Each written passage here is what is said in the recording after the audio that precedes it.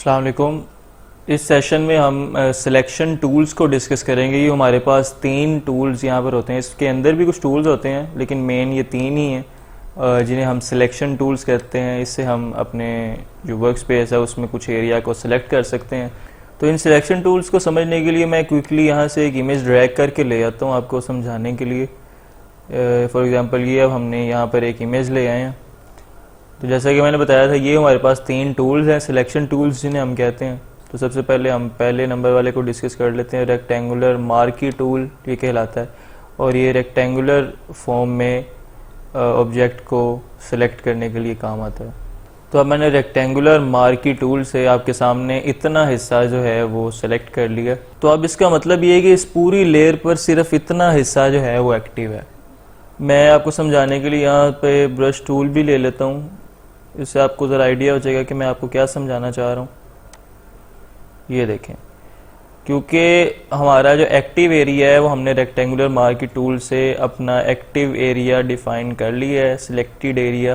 तो ये सिर्फ उतने हिस्से में इस चीज़ को अप्लाई कर रहा है, बाकी हिस्सा क्योंकि इनएक्टिव है उसे अप्लाई नहीं कर रहा। सिलेक्शन टूल का मतलब ये है कि आप अपना स्पेसिफिक एरिया जो है पूरी लेयर में से सिलेक्ट करते हैं और फिर उस पर आप चेंजेस अप्लाई कर सकते हैं। अच्छा, अगर आप अपनी लेयर में से कोई स्पेसिफिक हिस्से को सिलेक्ट कर लेते हैं, फॉर एग्जांपल जैसा अभी मैंने ये सिलेक्शन की भी हुई है, तो हम इसे न्यू लेयर में भी कन्वर्ट कर सकते हैं। यानी सिर्फ इतना हिस्सा जो है वो हमारे पास न्यू लेयर की सूरत में बन जाए।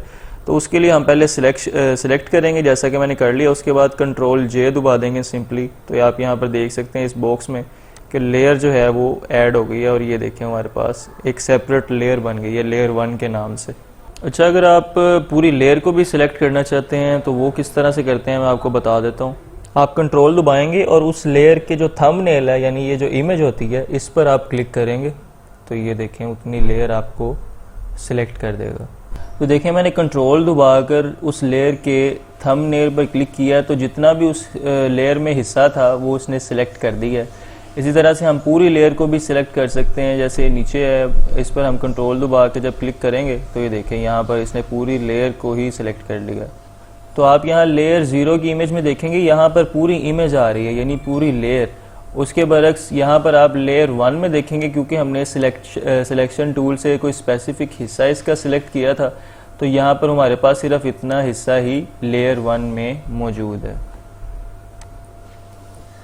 तो ये सिलेक्शन टूल का जो बेसिक पर्पस होता है वो यही होता है कि आप अपनी लेयर में से कोई स्पेसिफिक एरिया को टारगेट कर सकें, उसे सिलेक्शन टूल की मदद से सिलेक्ट कर सकें और अपने जो ऑपरेशन है उस स्पेसिफिक हिस्से पर परफॉर्म कर सकें।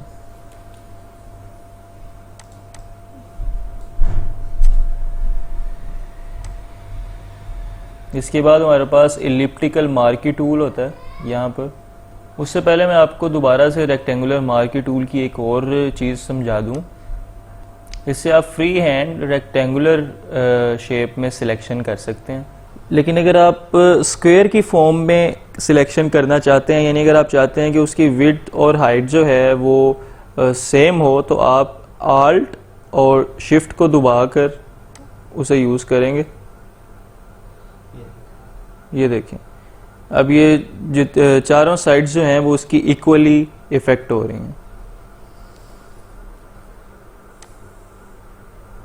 तो हमारे पास है इलिप्टिकल मार्की टूल। तो काम इसका भी वही है, ये भी उसी तरह काम करता है, लेकिन इसमें फ़र्क ये है कि ये जो है सर्कल की फॉर्म में सिलेक्शन करता है।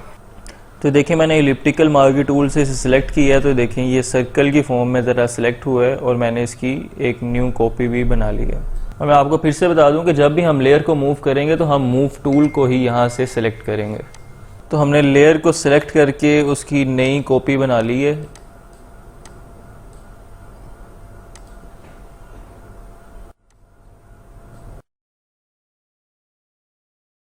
लेकिन अगर मैं लेयर का स्पेसिफिक हिस्सा यानी जिस तरह से अभी मैंने सिर्फ इतने हिस्से को सिलेक्ट किया है तो उसे मैं कॉपी बनाए बगैर यानी उस लेयर की उस हिस्से की जो हमने सिलेक्ट किया है उसकी कॉपी बनाए बगैर अगर मैं मूव करने की कोशिश करूंगा तो आप ये देखें ये उसी लेयर में से एक तरह से क्रॉप कर देगा उतने हिस्से को।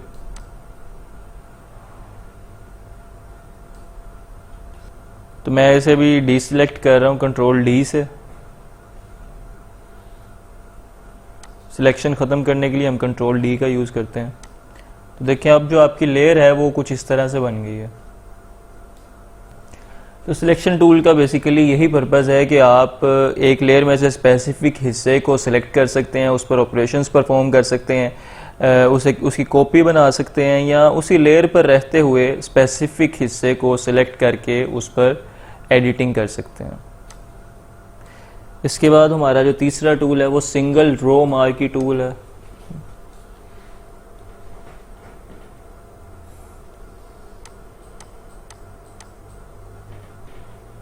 तो इससे सिर्फ एक पिक्सल की रो जो है वो सिलेक्ट होगी, यानी कि रो की शक्ल में सिलेक्ट करता है।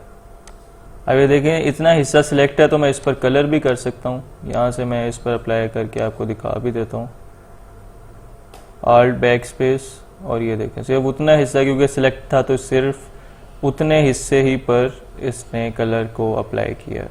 ये देखें। उसके बाद ये सिंगल कॉलम मार्क टूल है। ये भी उसी तरह रो की तरह, जैसे रो मतलब इसमें डिफरेंस यही है कि वो रो की शक्ल में सिलेक्शन करता है और ये कॉलम की शक्ल में सिलेक्शन करता है। इसमें मैं आपको कलर करके दिखा देता हूँ ताकि आपको पता चल जाए कि ये सिर्फ उतने स्पेसिफिक हिस्से ही पर सिलेक्शन एरिया पर ही अप्लाई हो रहा है इफेक्ट। ये देखें जो हमने सिलेक्शन की थी सिंगल कॉलम से, तो ये उस पर हम कलर वगैरह यहाँ से अप्लाई कर सकते हैं। तो ये सीधी सी बात है कि ये जो दोनों टूल हैं ये कोई इतना यूज़फुल नहीं है।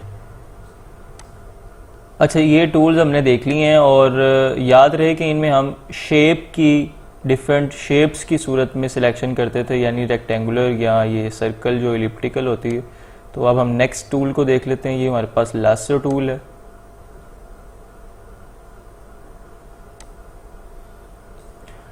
तो लासो टूल से आप फ्री हैंड सिलेक्शन कर सकते हैं, फ्रीली सिलेक्शन कर सकते हैं। आप क्लिक करेंगे और क्लिक को छोड़ेंगे नहीं, आप उसे ड्रैग करते जाएंगे। या आपने लेफ़्ट क्लिक दबा कर करना है, इसे छोड़ना नहीं है आपने लेफ़्ट क्लिक को। इस तरह से आप और ये आके आप उसे मिला देंगे। तो ये देखें उसकी इसने सिलेक्शन बना दी है। ये देखें, आप इसको न्यू लेयर में भी कन्वर्ट कर सकते हैं कंट्रोल जे के साथ। तो उस सूरत में सिर्फ उतना हिस्सा ही मूव होगा। इसी तरह से पॉलीगोनल लासो टूल है। इस टूल से हम पॉइंट टू पॉइंट सिलेक्शन कर सकते हैं। तो इतने हिस्से का हमने जो है वो पाथ बना ली है और इसकी सिलेक्शन बनाने के लिए हम कंट्रोल एंटर दबा देते हैं। ये देखें,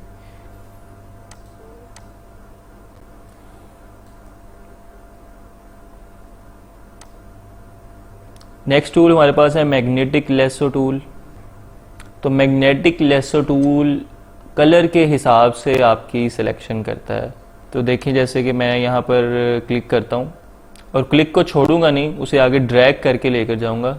तो देखिए सिर्फ येलो हिस्से पर, येलो पार्ट जो है उसी पर सिलेक्शन कर रहा है क्योंकि ये कलर सेंसिटिव है, कलर के हिसाब से ये सिलेक्शन करता है। तो अब ये देखें इसी तरह मैं इसे आगे लेकर आ रहा हूँ तो इसका कलर क्योंकि ब्राउन है तो ये सिर्फ ब्राउन हिस्से को ही सिलेक्ट कर रहा है। इसी तरह ये ग्रीन है तो यानी ये कलर सेंसिटिव है, कलर को देखते हुए ये सिलेक्ट करता है।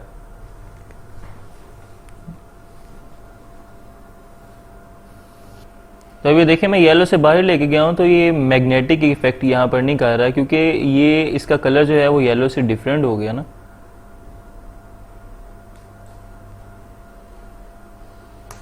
कंट्रोल एंटर से हम सिलेक्शन बनाते हैं और ये देखें इस तरह से। तो हम अपने आने वाले सेशंस में पेन टूल को भी डिस्कस करेंगे जो कि सिलेक्शन के लिए सबसे ज़्यादा यूज़ होने वाला टूल है। लेकिन अभी के लिए आप ये याद रखेंगे कि जो लेसो टूल है, मैग्नेटिक लेसो टूल, तो ये बेसिकली कलर पर बेस करता है सिलेक्शन के लिए। और आपकी पूरी लेयर में जो जिस ऑब्जेक्ट को आप सिलेक्ट करना चाह रहे हैं उसका कलर जो है ये उसे देखता है और उसके मुताबिक उसकी सिलेक्शन करता है।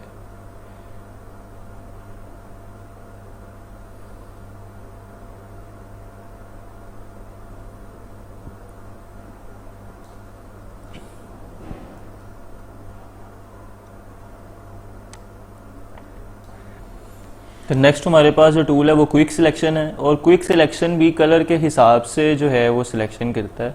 अब देखिए मैंने येलो हिस्से पर जो है वो लेफ़्ट क्लिक किया था तो इसने येलो का जो पूरा हिस्सा है उसे सिलेक्ट कर दिया। इसी तरह मैं ग्रीन पर कर देता हूँ तो ये देखें, इसका काम ही ये है कि क्विक सिलेक्शन है तो ये बहुत जल्दी उस चीज़ को सिलेक्ट कर देता है कलर की बेस पे। अब यहाँ से देखें ये इतना सा हिस्सा जो है बाहर निकला हुआ है, यानी एक्यूरेट नहीं है, तो हम इसे भी मॉडिफाई कर सकते हैं। यहाँ ऊपर आप देखेंगे सब्ट्रैक्ट फ्रॉम सिलेक्शन, इस पर करेंगे तो ये देखें इसने उसे मैनेज कर दिया। आप इस तरह से इसे मॉडिफाई भी कर सकते हैं।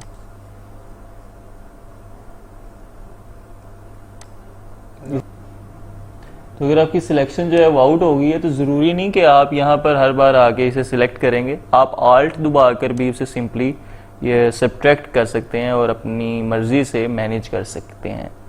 तो जैसे ही आप आल्ट छोड़ देंगे तो ये सिंबल आपका दोबारा प्लस पर आ जाएगा इस तरह से।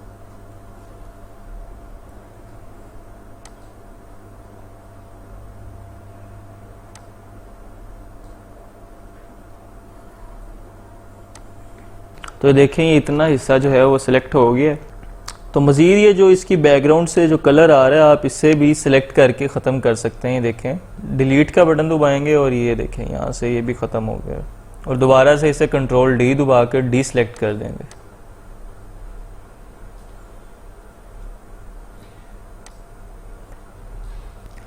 तो नेक्स्ट हमारे पास जो है मैजिक वेन टूल है। ये भी बहुत मज़े का और इंटरेस्टिंग टूल है। आप इसे यूज़ करते हुए किसी भी कलर पर क्लिक करेंगे तो ये उस इमेज में जहाँ जहाँ पर वो वाला कलर होगा उसे सिलेक्ट कर देगा।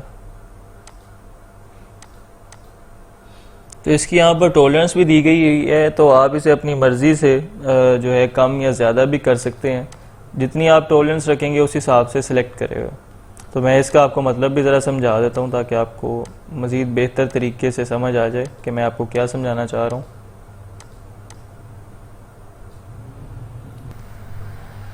तो अब मैंने ग्रेडियंट बना दिया जो कि दो कलर्स पर कंसिस्ट करता है, रेड और ग्रीन, यानी ये एक तरह से रेड से ग्रीन की तरफ जा रहा है। तो मैंने इसकी टॉलरेंस जो है वो ऊपर 100 कर दी है। तो देखिए इसने रेड जो है वो कहाँ तक सेलेक्ट किया है, जहाँ जहाँ पे वो सॉलिड किस्म का रेड है वहाँ वहाँ तक इसने सेलेक्ट कर दिया। अगर मैं इसको 10 करता हूँ और अब करता हूँ तो आप ये देखें, तो देखिए यहाँ पर जब 10 करने के बाद मैंने इसे सिलेक्ट किया तो इसने जो जहाँ पर रेड की इंटेंसिटी बहुत ज़्यादा थी सिर्फ उतना हिस्सा इसने सेलेक्ट किया, बाकी छोड़ दिया। इसी तरह से ये ग्रीन साइड पर भी आप देख सकते हैं, ये सिर्फ टॉलरेंस की वजह से हुआ है। अगर हम टॉलरेंस बढ़ा दें इसकी तो इसके रिजल्ट्स हमें डिफरेंट मिलेंगे। तो यहाँ पर आप अगर इस ऑप्शन को इनेबल रखेंगे तो आप एक से ज़्यादा सिलेक्शंस बना सकते हैं इस तरह से। अगर मैं इसे 1 पर रखूँगा तो आप एट अ टाइम एक ही सिलेक्शन बनाएंगे।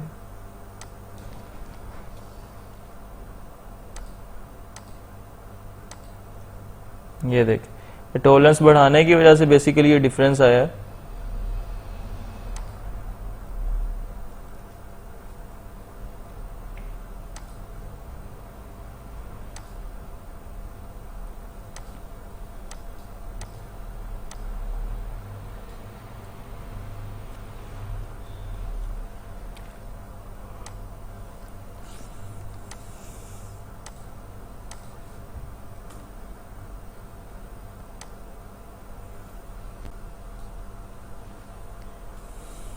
तो अब यहाँ पर आप देख सकते हैं मैंने वर्क स्पेस पे सिलेक्शन टूल की मदद से यहाँ पर 3 बॉक्स बनाए हैं और उन्हें मैंने डिफरेंट कलर्स जो है असाइन कर दिए हैं।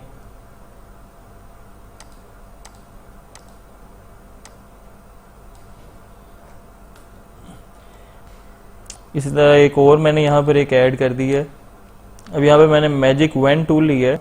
अब मैं इस रेड को सिलेक्ट करता हूँ तो देखें इसने ये साथ वाला रेड है इसे भी सिलेक्ट कर लिया। हालांकि ये दोनों डिफरेंट एंटिटीज़ हैं, ये डिफरेंट हैं, आपस में मर्ज नहीं कर रहे, लेकिन क्योंकि ये मैंने आपको बताया था कि ये ज़रा कलर सेंसिटिव होता है और ये चेक करता है कि आप जिस हिस्से को यूज़र सिलेक्ट कर रहा है वो आपकी पूरी लेयर में कहीं और भी मौजूद है। अगर कहीं और होगा तो उसे भी सिलेक्ट कर लेगा, जिसकी एग्जांपल ये भी आपके सामने है। अगर आप चाहते हैं कि अगर ये कहीं ये वाला कलर कहीं और है और ये उसे सिलेक्ट ना करे, यानी जितना हिस्सा आप सिलेक्ट कर रहे हैं सिर्फ उतना ही करें, तो उसके लिए आप यहाँ पर कॉन्टिगुअस जो है इस बॉक्स को आप इनेबल कर देंगे और अब आप क्लिक करेंगे तो देखें इसने साथ वाले बॉक्स को सिलेक्ट नहीं किया, हालांकि उसका कलर सेम है। अगर मैं इसे अनचेक करके करता हूं तो फिर देखेंगे, देखें इसने दोनों को एट अ टाइम सेलेक्ट कर लिया है कलर की बेस। और मैं दोबारा से आपको बता दूं कि जब भी आप कुछ सिलेक्शन बनाते हैं तो आप उसे बाद में डीसिलेक्ट भी करते हैं, तो उसके लिए हम कंट्रोल डी का यूज करते हैं सिलेक्शन को खत्म करने के लिए, सिलेक्शन को डीसिलेक्ट करने के लिए। उसकी एक और ऑप्शन यहाँ पर आपको ऊपर भी मिल जाती है, सिलेक्ट वाले टैब में ये डीसिलेक्ट लिखा हुआ है और देखें आगे उसकी शॉर्ट की भी मेंशन है कंट्रोल डी।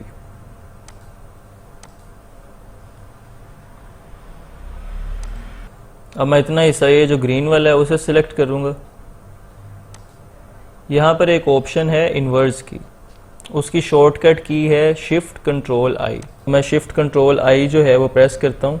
अच्छा, पहले तो ये था कि सिर्फ ग्रीन कलर जो है वो एक्टिव था, लेकिन अब हमने क्योंकि इस पे इन्वर्स की कमांड अप्लाई कर दिया तो अब ग्रीन कलर को छोड़ के बाकी पूरी लेयर जो है वो एक्टिव हो चुकी है। देखें सिर्फ ग्रीन पर नहीं ये अप्लाई होगा क्योंकि ग्रीन इस टाइम एक्टिव नहीं है, बाकी पूरा हिस्सा जो है वो एक्टिव है। ये किस वजह से हुआ है? ये हमने इन्वर्स की कमांड जो है अप्लाई की है उस वजह से हुआ। तो होप्स हो कि आपको ये सिलेक्शन टूल्स जो हैं वो समझ आए होंगे। अभी के लिए आपको मैं यही बताऊंगा कि सिलेक्शन टूल का काम आपकी लेयर में से स्पेसिफिक हिस्से को सिलेक्ट करना है और सिलेक्ट करने के बाद आप उस स्पेसिफिक हिस्से पर कोई ऑपरेशन परफॉर्म कर सकते हैं, कोई कलर वगैरह उसे कर सकते हैं। इसके और भी कुछ यूजेस हैं वो हम आने वाले सेशंस में